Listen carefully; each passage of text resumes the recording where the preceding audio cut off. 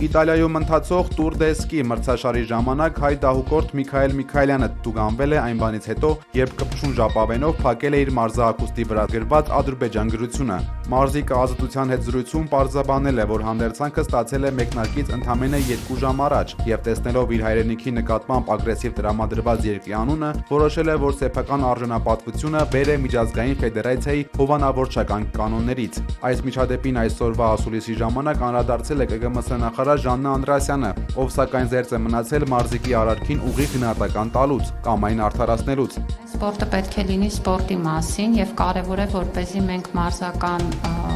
հրապարակում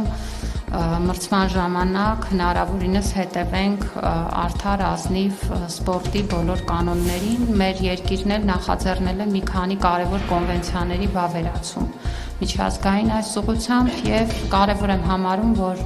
այդ բոլոր կանոնները առաջին հերթին պահպանվեն մասնակցող բոլոր կողմերի